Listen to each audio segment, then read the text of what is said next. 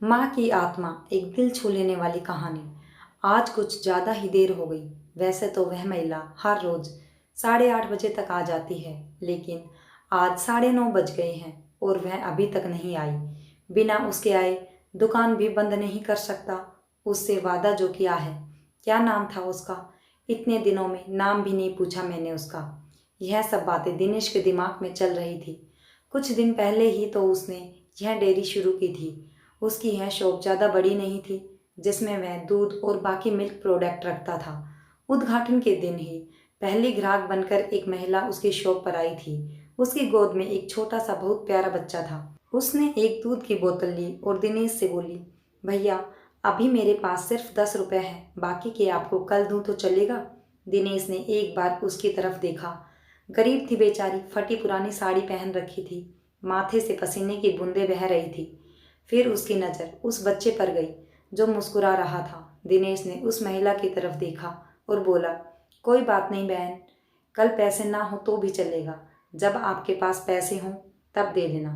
फिर महिला वहाँ से चली गई। अगले दिन महिला वापस आई और दिनेश को पैसे देने लगी, लेकिन दिनेश ने पैसे लेने से मना कर दिया और कहा, मैं ये पैसे नहीं ले सकता, क्योंकि कल आपने मेरी बोनी कराई थी। कल मुझे 2,000 का फ़ायदा हुआ। आप मेरे लिए बहुत लकी साबित हुई है। मैं पैसे नहीं ले सकता। दिनेश की बातें सुनकर महिला बहुत खुश हुई।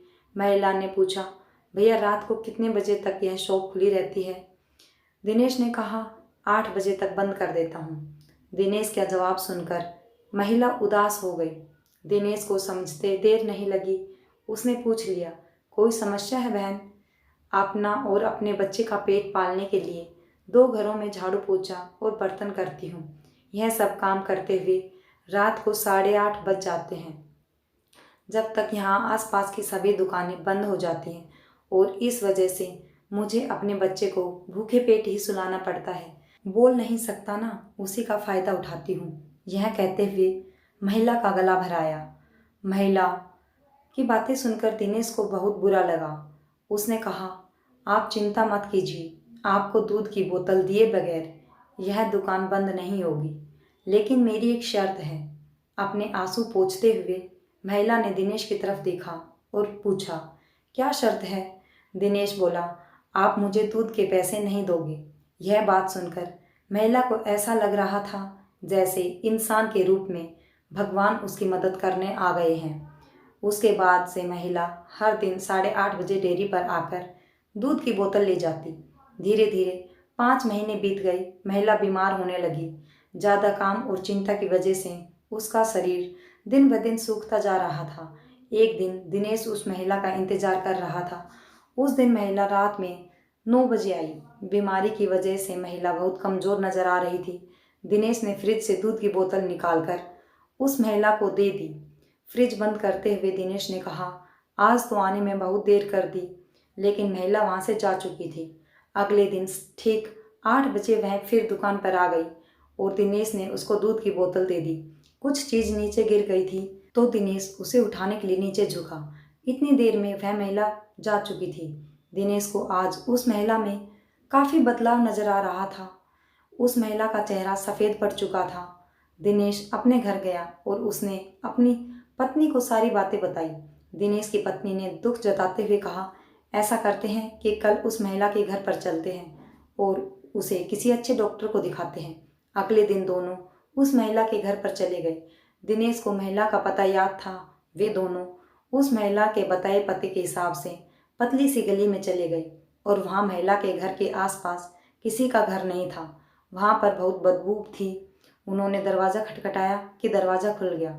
उन्होंने अपने नाक पर कपड़ा रखा और उस अंधेरे मकान में घुस गए और वहाँ पर बच्चे की खेलने की आवाज़ आ रही थी। दिनेश ने किसी तरह से मकान की लाइट जलाई और वहाँ का दृश्य देखकर दोनों की आंखें फटी की फटी रह गई। उस कमरे में उस मासूम बच्चे की माँ मरी हुई पड़ी थी और उसकी मौत 3-4 दिन पहले हो चुकी होगी, क्योंकि अब उसके शरीर में बदबू आ रही थी। निर्जीव पड़े उस शरीर की आंखें देखकर ऐसा लग रहा था जैसे रो रो कर उसकी आंखें सूख गई हैं। निर्जीव होते हुए भी उस महिला की आंखें अपने बेटे की ओर देख रही थी। बच्चा भी अपनी माँ की आंखें देखकर उसके साथ खेल रहा था। उसे लग रहा था जैसे उसकी माँ उसके साथ खेल रही है। वहीं पास में 3-4 दूध की बोतलें पड़ी हुई थी। यह देखकर दिनेश और उसकी बीवी अचंभित रह गई। दिनेश को अभी भी विश्वास नहीं हो रहा था कि एक मरी हुई माँ उससे अपने बच्चे के लिए दूध लेकर जा रही थी। दिनेश ने उस महिला का दाह संस्कार करवाया और दिनेश और उसकी बीवी ने उस बच्चे को गोद ले लिया। दिनेश को आज भी ऐसा लगता है जैसे उस बच्चे की माँ की आत्मा आज भी उनके साथ रहती है। Thanks for watching.